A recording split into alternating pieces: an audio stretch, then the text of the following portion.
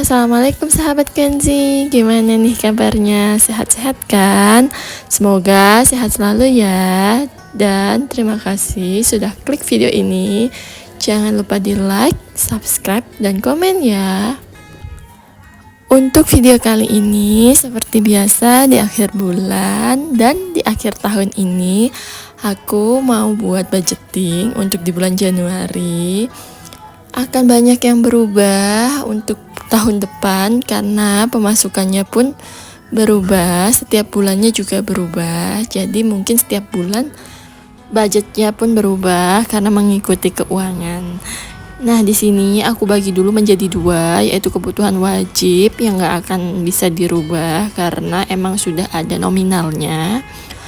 Yang pertama ada BPJS 4 orang itu 400.000 karena aku ngambil yang kelas 2. Yang kedua di sini ada iuran PTN 55.000 itu untuk sampah dan juga keamanan. Yang ketiga di sini ada WiFi. Di sini aku WiFi-nya murah karena kayak ngikut ke tetangga gitu, tapi punya modem sendiri. Jadi per bulannya 150. Yang terakhir ada kuota 65.000 dan total kebutuhan wajib itu ada 670.000.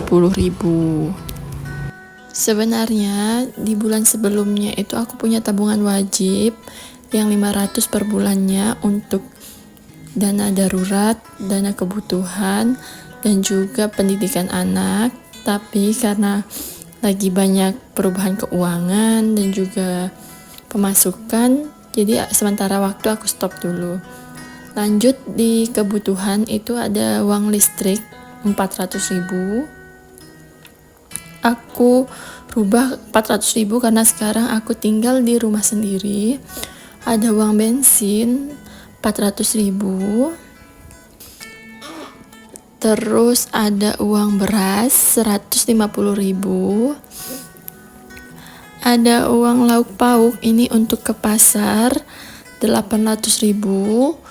Jadi aku bagi menjadi 4 sebenarnya. Per minggunya itu aku jatahin 200.000 untuk lauk pauk aja.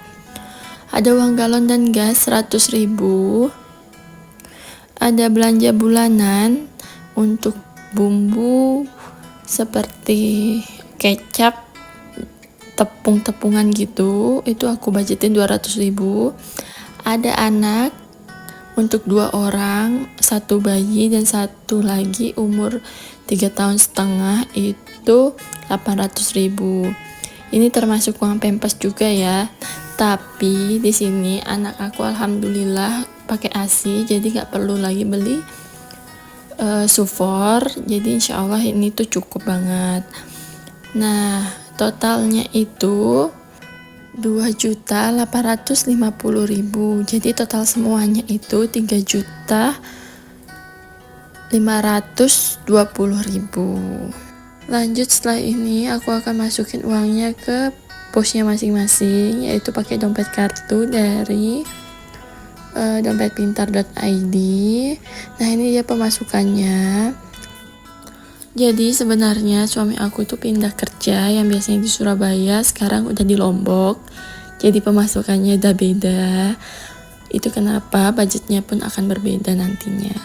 Tapi alhamdulillah walaupun pemasukannya gak sebanyak dulu, tapi karena tinggalnya di Lombok, pengeluarannya pun akan lebih sedikit karena di Lombok itu lebih murah apa-apa dibanding di Surabaya. Itu kenapa budgetnya akan berubah juga.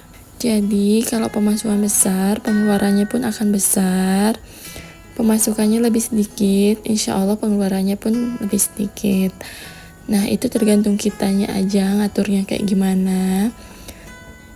Itu kenapa aku gak pernah nerima buat orang yang pengen dibuatin budgeting, karena jujur aku gak tahu kondisinya dan juga aku gak tahu di sana harga sembako gimana. Jadi aku selalu nolak.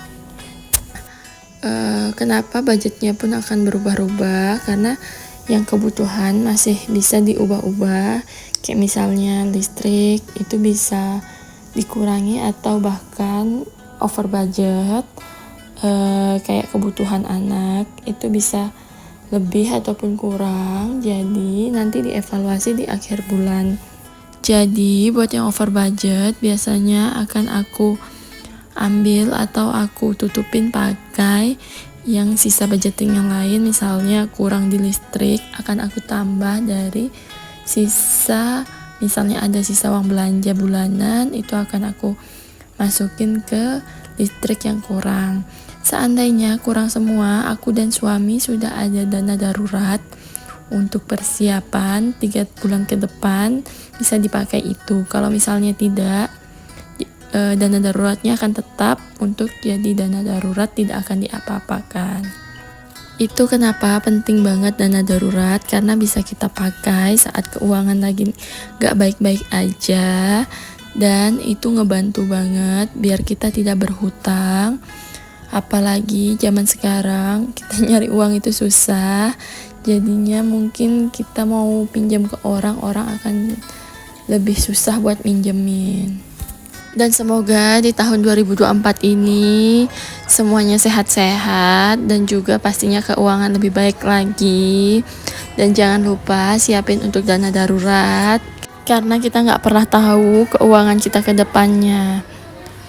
Nah, ini setelah aku masukin, biasanya aku langsung coret yang udah aku bayar.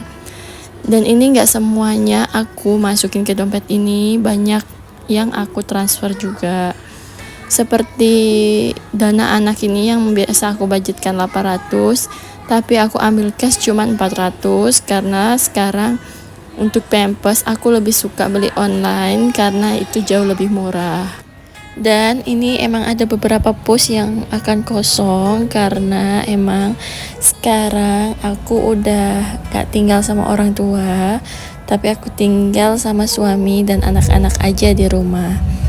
Nah, jadi ini mungkin dompet kartunya juga akan aku rubah dari pos-posnya karena emang pengeluaran juga udah berubah. Nah, untuk lauk pauk di sini aku cuman budgetkan 800 sebulan, yaitu 200 per minggu.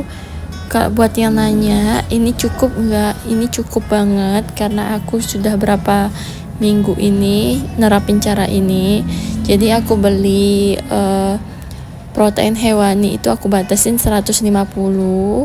Ke pasar itu aku cuma bawa 150, itu untuk protein hewani dan juga bumbu-bumbu dapur lainnya. Kalau untuk tempe dan juga sayuran itu aku belanja harian, aku masih sisain 50, itu pun cukup banget sih menurut aku. Untuk sayuran, kenapa aku pilih harian? Karena menurut aku lebih enak aja, karena kalau mingguan aku suka lupa kalau ada sayur di kulkas. Itu kenapa aku pilih harian aja, biar nggak mubazir. Nah, di sini ada sisa 50. Ini sebenarnya bukan sisa, ini tuh anak aku dikasih sama kakak aku. Jadi ini aku nggak pakai, tapi aku tabungkan ke tabungannya sendiri. Jadi karena ini haknya dia bisa pakai sendiri nanti kalau sudah ngerti. Dan ini juga akan aku belikan logam mulia kalau sudah terkumpul banyak. Biasanya aku beli mulai dari 0,1 gram atau 0,25 gram. Itu biasanya aku pakai yang merek Mini Gold, karena kebetulan aku juga jualan Mini Gold dan harganya itu dibilang lebih bagus daripada yang lain karena harga buybacknya itu lebih tinggi dibandingin yang lain. Aku pernah coba yang merek lain tapi tidak setinggi Mini Gold ini. Jadi berapapun nominal yang dikasih, aku akan langsung tabungin ke tabungannya dia sendiri karena aku pengennya dia sendiri yang nikmatin nanti. Nah, di sini udah ada 30.000 sisa dari beli Mini Gold yang dulu. Nah, di sini udah dapat 80.000. Nanti kalau udah bisa beli yang 0,1, kayaknya aku langsung beli ini yang 0,1 karena untuk sekarang harga emas naik terus, jadi sebisa mungkin kalau udah ada uangnya aku akan langsung belikan daripada aku nunggu harga turun tapi nggak turun-turun. Lebih baik dana yang ada langsung aku amanin aja. Nah, segitu dulu video dari aku. Semoga video ini bermanfaat. Jangan lupa di like, subscribe, dan komen ya, biar aku lebih semangat bikin videonya. Sampai ketemu di video selanjutnya. Assalamualaikum.